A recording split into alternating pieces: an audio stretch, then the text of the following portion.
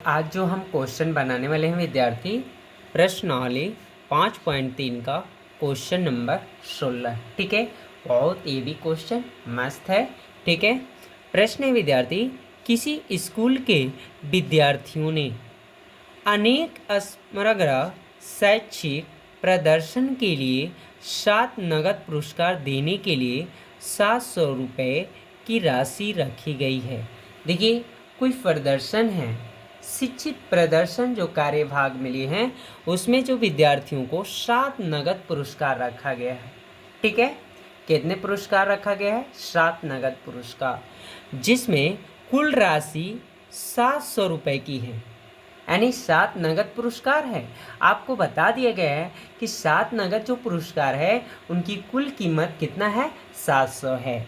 यदि प्रत्येक पुरस्कार अपने से ठीक पहले पुरस्कार से 20 रुपये कम है, यानी जो पुरस्कार हैं 7 उनमें से 20-20 रुपये जो है ठीक पहले से कम होते जा रहा है। ठीक पहले पुरस्कार से 20-20 रुपये जो है क्या होते गया है? कम है। तो प्रत्येक पुरस्कार का मान ज्ञात कीजिए। तो बहुत इजी कॉन्सेप्ट से हल करेंगे विद्यार्थी। ठीक है, तो सबसे पहले हम यहाँ पर एडवांस टाइम समझ लेते हैं।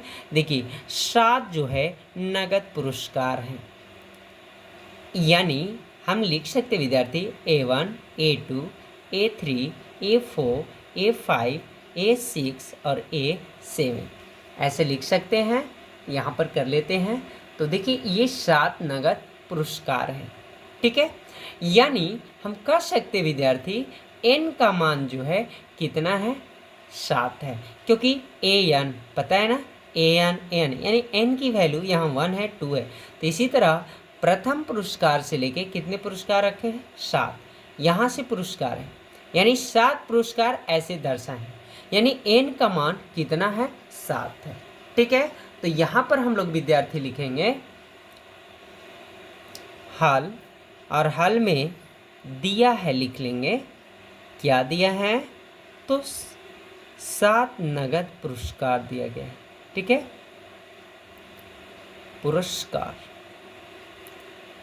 लिख लिए हम लोग। 7 नगद पुरस्कार जो है कितने 100 रुपये की राशि है? 700। तो देखिए, 7 पुरस्कार हमने यहाँ दर्शा दिया है, यानी n का मान कितना है विद्यार्थी? 7। और कुल ये 7 पुरस्कार को जो ऐड किया गया, जोड़ा गया, तो इनके कुल कितना आया? 700। तो जोड़ कौन से सूत्र में आते हैं? क्या पद में आते हैं कि योग में? तो योग से होते हैं, क्योंकि योग में इनसे जोड़ होता है। तो योग का संकेत क्या है विद्यार्थी?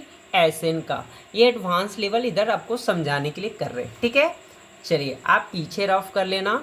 तो यहाँ पर समझ गए होंगे टोटल राशि जोड़कर कितना प्राप्त है? 700। तो जोड़ को योग, यानी पद तो नहीं बोलेंगे, यानी योग दिया है, यानी Sn का मान कितना है विद्यार्थी? 700। अब देखिए, जितने भी पुरस्कार 7 हैं उनमें से 20-20 रुपये कम होते गया है। यानी कहने का मतलब, किसी का अगर मान लीजिए पुरस्कार 80 रुपये हैं तो नेक्स्ट पुरस्कार कितना होगा?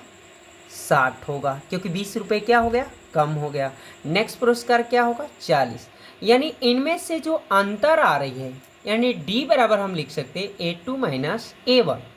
तो 60 माइनस 80, यानी कितना हो गया गुरुजी? अंतर यहाँ देखें तो कितना हो गया? -20। यानी अंतर जो है पुरस्कारों में 20 का है। तो 20 रुपये जो है कम है। कम का मतलब चिन्ह क्या देना होगा? माइनस। यदि अधिक देगा तो क्या चिन्ह देंगे? प्लस। यहाँ तक क्लियर हो गया विद्यार्थी? तो आपको पता हो गया कि Sn के सूत्र पे ये हल होने वाला है। तो लिखेंगे, चूँकि Sn बराबर n/2 इंटू 2a, ऐसे हम लोग सूत्र को ऐड कर लेंगे। चलिए, तो यहाँ पर n का मान देखिए 7/2 और a का मान नहीं है, n का मान 7, d का मान जो है -20 और टोटल Sn का मान यहाँ बराबर शुरू में लिखो या इधर लिखो, कोई दिक्कत नहीं है। करने का मतलब Sn बराबर हमने याद किया सूत्र विद्यार्थी ये होता है, यहाँ पे ये यूज किया गया है। तो क्या हम n/2 2a प्लस n-1d और बराबर Sn नहीं लिख सकते? लिख सकते हैं ना। तो यहाँ पर अंक वहीं 700 लिखा गया। ठीक है, अगर आप चाह रहे हैं तो बराबर में इधर शुरू से ही लिख ले 700, कोई दिक्कत नहीं। चलिए आगे बढ़ते हैं। देखिए इसमें से 6 होंगे, थोड़ा सा लाइन को बड़ा कर देते हैं, समझ में आया।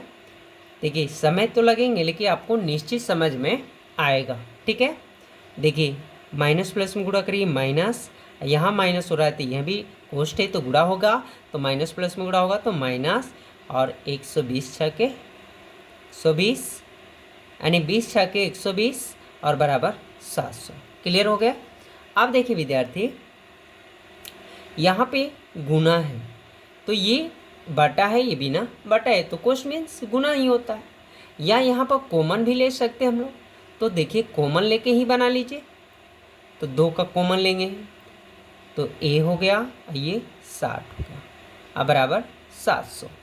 अब यहाँ देखिए विद्यार्थी, ये क्या हो गया, कट गया, तो 7 इंटू छिपा है, यानी ये हमारे पास ऐसा कुछ अंक बच गया विद्यार्थी।